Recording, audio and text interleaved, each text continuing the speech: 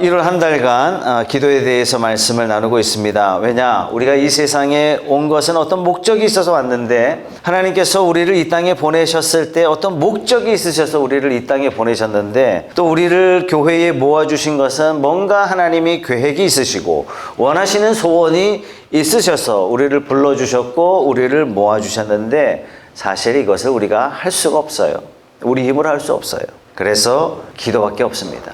그래서 올 한 해는 우리가 기도를 배우는 해가 되기를 원합니다. 기도에 관해서 계속해서 말씀을 나누고 있습니다. 저는 지난 주일날 하나님께서 우리 기도를 들어주실 수 있는 분이시고 또 들어주시기를 원하시는 분이 우리 하나님이시다 말씀을 드렸습니다. 그래서 하나님의 자녀된 성도는 기도 응답을 경험하고 신기해야 할 것이 아니라 기도 응답은 당연하다. 반대로 기도 응답이 안 될 때 이걸 신기해야 한다 이렇게 말씀을 드렸습니다.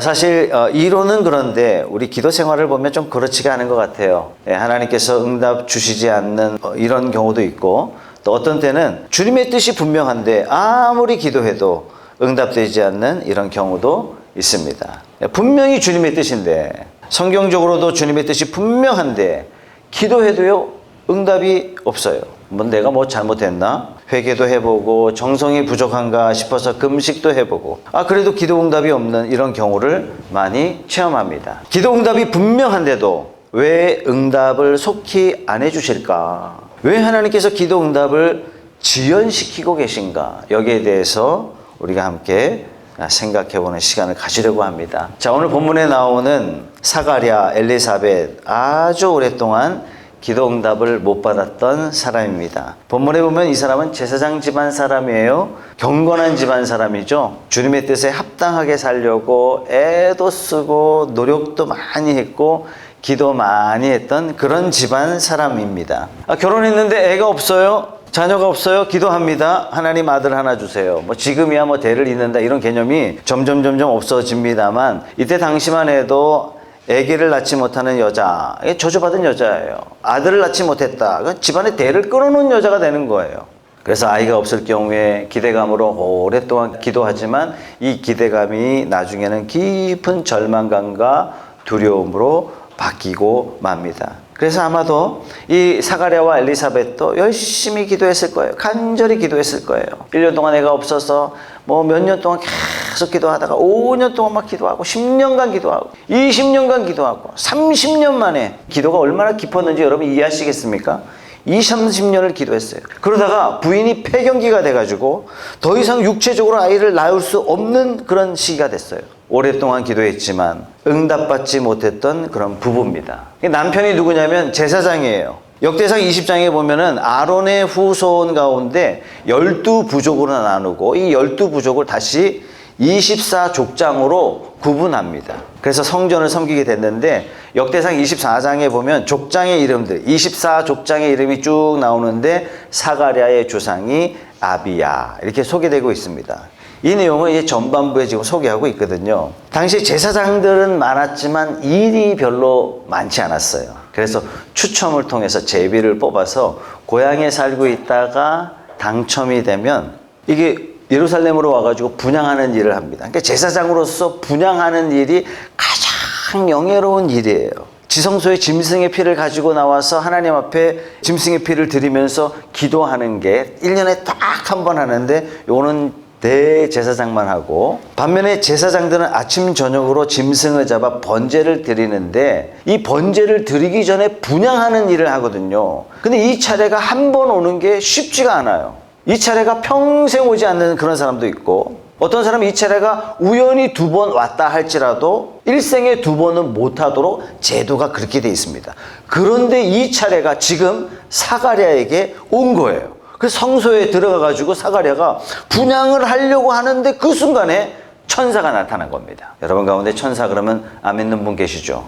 자, 우리는 영적인 세계에 살고 있습니다. 이 영의 세계에 하나님의 심부름을 하는 자들이 누구냐면 천사들이에요. 그러니까 천사가 영적인 존재이기 때문에 우리 눈에 보이지 않습니다. 이 천사는 어떤 때는 우리에게 필요할 때는 우리 눈에 보일 수 있도록 하나님께서 허락을 해주세요. 오늘 사가랴에게 천사가 나타난 것처럼 그렇습니다. 이 영적인 존재 천사가 가시적인 모습으로 나타날 때 그 모습을 본 사람들의 반응이 다 똑같아요. 어떤 줄 아세요? 전부 다 큰 두려움을 느낍니다. 그렇지 않겠습니까? 영적인 존재가 나타났는데 이 영적인 존재가 죄가 하나도 없는 위엄과 하나님의 영광을 그대로 반영하고 있다고 생각해 보세요. 이걸 우리가 볼 수 있겠냐 말이에요. 그래서 많은 사람들이 천사를 보는 순간 깊은 두려움을 느낍니다. 천사가 마리아에게 나타났을 때에도 마리아에게 나타나서 네가 성령으로 잉태하리라 이 말씀을 전해줄 때도 천사가 제일 먼저 한 말이 뭐냐면 두려워하지 말아라. 예수님께서 탄생하실 때 둘의 목자들이 천사를 만납니다. 천사가 제일 처음에 한 이야기가 뭐냐면 두려워하지 말아라. 오늘 사갈에게 나타나서도 천사가 제일 먼저 한 게 뭐냐면 12절 말씀에 그는 천사를 보고 놀라서 두려움에 사로잡혔다. 자, 이 천사가 나타나서 13절 말씀에 사갈아야 두려워하지 말아라. 내 간구를 주님께서 들어주셨다. 보통 성경에서 기도 그러면 일반적인 것을 말씀하지만 성경에 특별히 간구라고 표현할 때가 있어요. 간구. 기도라고 하지 않고 간구가 뭐냐? 목적이 있어서 기도 제목이 명백해서 하나님 앞에 요청할 때 이것을 우리가 간구, 성경은 유별나게 그렇게 표현했습니다. 자, 사가랴가 하나님 앞에 분명한 제목이 있어서 하나님 앞에 요청하며 기도하고 있는데 이걸 간구라고 하는데 그러면 사가랴가 무엇을 가지고 기도했을까요? 민족의 구원을 위해서 기도했을까요? 아닌 것 같아요. 13절 말씀 다 같이 한번 읽어볼게요. 시작.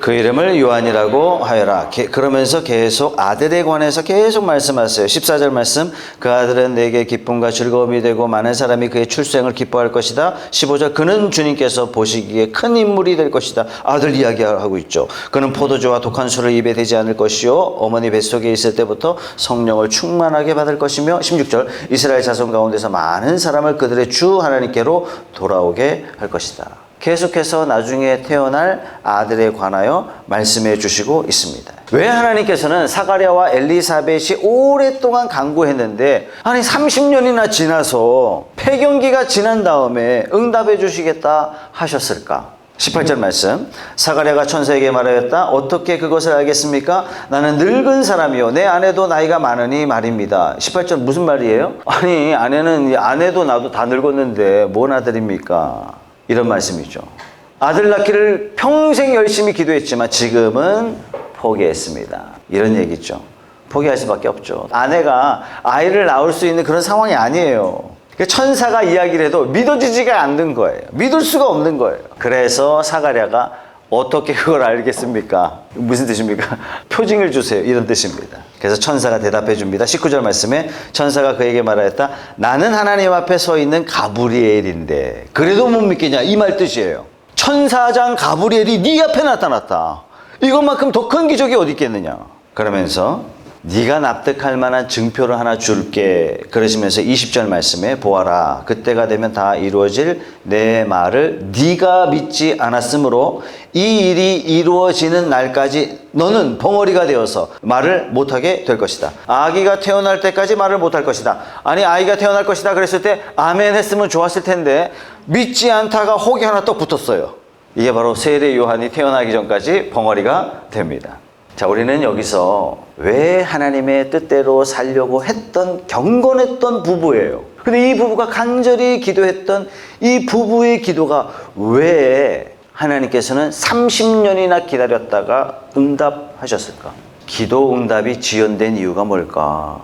우리가 배울 수가 있어요. 하나님의 때가 되지 않았기 때문입니다. 자, 하나님께서는 우리에게 응답하실 때 반드시 때가 있어요. 미리 주시지도 않고 때를 놓쳐서 지난 다음에 주시는 법도 없으시고 하나님께서는 우리에게 언제 주시냐? 가장 적절할 때 우리에게 응답해 주십니다. 그래서 늘 자주 말씀드리는 것은 우리는 기도하지만 때와 방법은 누구에게 있으시다? 오직 하나님에게 있으시다. 그 때를 하나님이 정하시고 그 때가 되어야만 응답되는 것. 요게 하나님의 때가 다 하는 겁니다. 자, 응답하시는 하나님의 때가 뭐냐? 첫 번째는요, 기도 응답이 하나님께 최대의 영광을 가져올 때 그게 바로 그때입니다. 자, 만일 사가랴와 엘리사벳이 결혼해가지고 바로 아들을 쓴 낳았다. 그러면 당연히 엘리사벳은 사가랴는 감사 헌금도 하고 감사 축제도 하고 성도들 모아놓고 잔치도 부리고 그랬을 거 아닙니까? 그때 얻은 아들은 그냥 아들 하나예요. 그러나 20년 30년이 지난 다음에 인간의 힘으로는 도저히 할 수 없는 그러한 상황 가운데 천사가 나타나서 말씀해 주시고 아들을 얻었다면 이건 누가 봐도 하나님이 주신 아들이에요. 누가 봐도 하나님이 주신 아들이에요. 이 사건을 통해서 온전히 99% 하나님께 영광 돌리는 것이 아니라 100% 하나님께 영광을 돌릴 수밖에 없는 그런 상황 아니겠습니까? 결혼해서 그냥 아이 낳으면 하나님께서 좋은 아들 주셨다 이러고 말았을 거예요. 전혀 기대할 수 없는 이런 상황 가운데 아들을 얻게 되었을 때 하나님에 대한 깊은 신뢰, 깊은 감사, 하나님을 향한 깊은 찬양이 넘치지 않았을까요? 하나님께서 응답하시는 때는 언제다? 하나님께서 엄청난 영광이 될 때, 그때 하나님께서 때를 정하신다. 이런 이야기 들으면 좀 마음에 좀 부담감이 있죠. 하나님이 너무 자기중심적 아니냐 이거예요. 들어주시려면 얼른 들어주시지. 남들한테 막 제기 좋아하는 사람처럼, 생색내기 좋아하는 사람처럼 자기에게 최대 영광이 될 때 들어주신다. 너무 하나님 자기중심적이다. 이런 생각을 하시는 분이 여기에 한 3분 계세요. 자, 우리가 기억할 것은 하나님께서 왜 우리 기도 응답해 주시느냐. 기도 응답하시는 이유가요, 하나님께 영광을 돌리기 위해서 기도 응답해 주세요. 하나님께서 우리를 사랑하시기 때문에 기도 응답해 주시거든요. 하나님께서 우리 기도 응답 받고 우리가 기뻐하고 하나님 감사합니다 이런 모습을 보시는 걸 너무 좋아하세요. 그래서 응답해 주세요. 또 하나님께서 주시는 걸 너무 좋아하세요. 그러나 궁극적인 목적은 하나님께 영광을 돌리기 위해서, 하나님께서 영광을 받으시기 위해서 우리에게 기도 응답해 주십니다. 요한복음 14장 13절 말씀입니다. 너희가 내 이름으로 구하는 것은 내가 무엇이든지 다 이루어주겠다. 놀라운 말씀 아닙니까? 네가 뭘 기도하든지 괜찮아. 내가 다 들어줄게. 왜요? 그것은 아들로 말미암아 아버지께서 영광을 받으시게 하려는 것이다. 하나님이 영광 받기 위해서 우리 기도 응답해 주신다는 얘기예요. 근데 이 말이 기분이 좀 나쁘다는 얘기예요. 왜 그렇습니까? 우리는 내가 내 인생의 주인공이다 이렇게 생각하기 때문에 이런 표현들이 조금은 기분이 나쁜 거예요. 하나님을 믿는다 하지만은 이게 기분 나쁜 표현이에요. 그래서 하나님도 마치 내 말만 잘 들어주는 마술 램프 요정쯤으로 그냥 간주해요. 내가 하나님을 부려먹는 거야. 내가 기도하시고 싶을 때 기도하고 하나님 잠깐 나가 계세요 이렇게 얘기하고, 주일날은 내가 갈 테니까 딴 날은 상관하지 마세요. 하나님을 부려먹으려고 그래요. 내 인생의 무대의 주연은 나고 하나님은 조연이시다.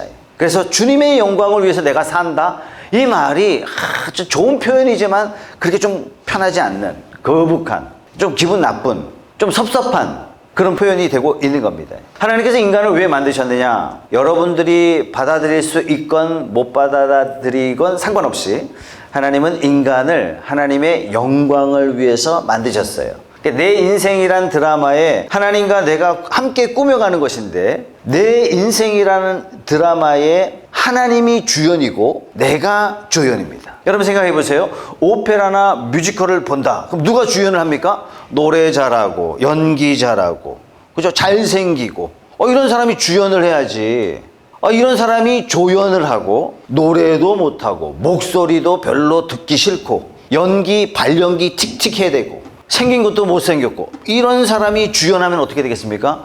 망하는 거죠. 내 인생을 주님과 함께 꾸며가는 드라마라면 은혜가 무한하시고 사랑이 풍성하시고 능력이 많으시고 거룩하신 그 주님이 내 인생을 이끌어가는 주연을 하셔야지.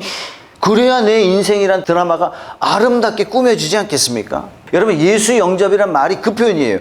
지금까지 내 인생의 주인이 나인 줄 착각하고 살았는데 세상에 알고 보니까 내 인생의 주인이 계셨군요. 그분이 주님이십니다. 내가 예수님을 내 인생의 주인으로 모시고 살겠습니다. 이게 예수님을 맞아들이는 거예요. 이게 바로 예수님을 영접하는 겁니다. 이랬을 때 우리가 어떻게 표현하냐면 당신은 거듭났습니다. 이렇게 표현하는 겁니다. 예수님을 영접한 사랑하는 우리 푸른숲교회 성도 여러분, 내 인생의 주인은 주님이시다. 이걸 꼭 기억하시고 사시는 저와 여러분들 다 되시길 주님의 이름으로 축복합니다. 주연은 주님이시고 조연은 나다. 연극이 성공하기 위해서 뭐 배우만 있어서 되는 게 아니에요. 뒤에서 수고하는 사람들이 많이 있습니다. 뭐 무대 장치하는 사람, 분장하는 사람 있어요. 어떻게 하면 주인공을 주인공답게 옷을 입히고 주인공이 빛날 수 있도록 무대 장치를 만든단 말이죠. 이 사람들의 만족이 어디 있어요? 연극이 끝난 다음에 주인공이 탁 나왔을 때 수많은 관객으로부터 주인공이 막 찬사를 받고 박수를 받을 때 무대 만든 사람, 분장한 사람들의 보람이 있는 거예요. 왜요? 이 드라마의 주인공은 내가 아니라 주연이에요, 주연. 마찬가지로 내 인생이 정말 내 인생이 박수받고 내 인생이 아름다운 인생이라고 하나님 앞에 칭찬받을 때 정말 내 인생의 주인공은 누구시라고요? 주님이십니다. 요한계시록에 뭐라 그래요? 면류관 하나님 우리에게 주세요.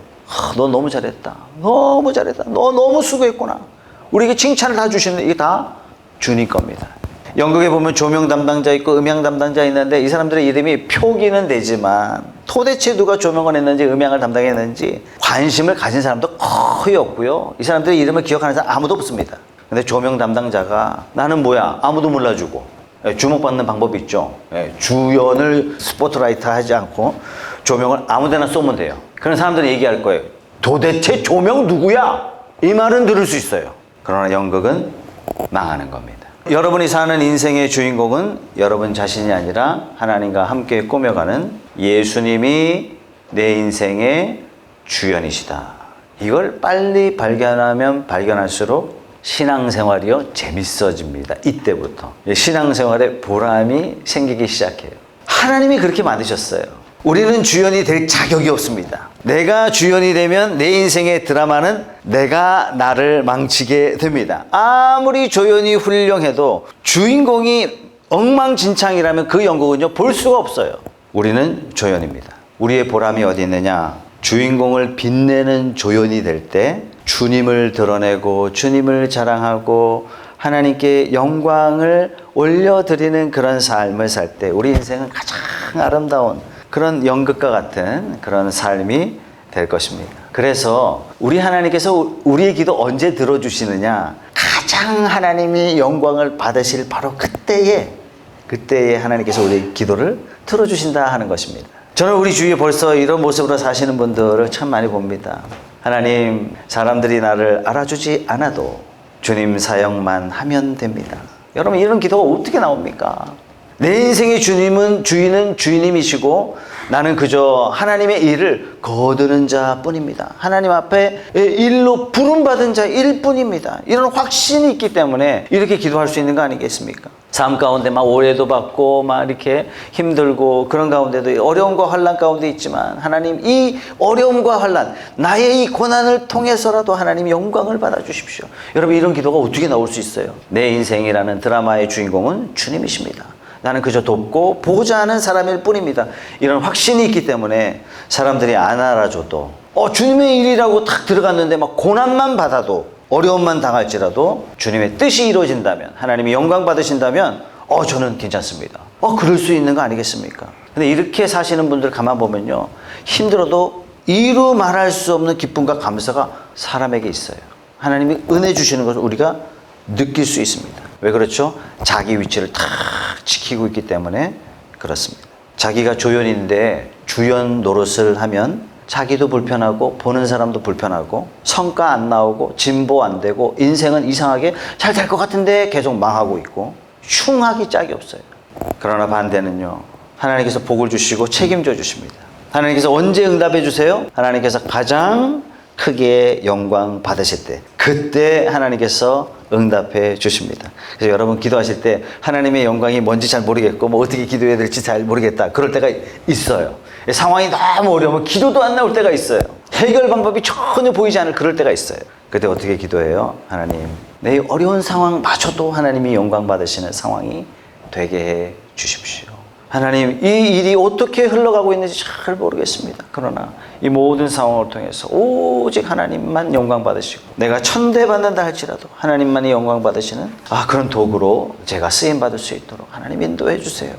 사랑하는 성도 여러분, 우리는 하나님의 영광을 위하여 지음 받았습니다. 하나님께서 기도에 응답해 주시는 것도 하나님의 영광을 위해서입니다. 이걸 꼭 기억하시고 여러분의 위치를 정확하게 찾아가는 저와 여러분 되시기 바랍니다. 하나님과 함께 꾸며가는 내 인생의 드라마의 주인공은 내가 아니라 주님이시다. 이분이 영광 받으셔야 되고 하나님이 높임 받으셔야 한다. 나는 이분의 소원을 위해서 나는 존재한다. 그래서 나는 조연으로 부름받았다. 이 위치를 찾으시고 무슨 기도를 하든지 하나님의 영광을 위해서 기도합시다. 자, 두 번째는요. 하나님의 때가 언제냐?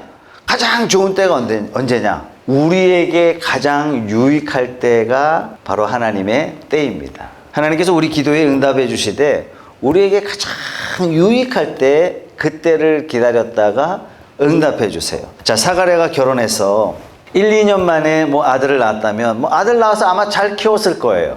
근데 여러분 부모로서 이런 자녀에 대한 그런 큰 기대가 있지 않습니까? 자녀가 좀 크게 됐으면 좋겠다. 이런 소원이 있어요.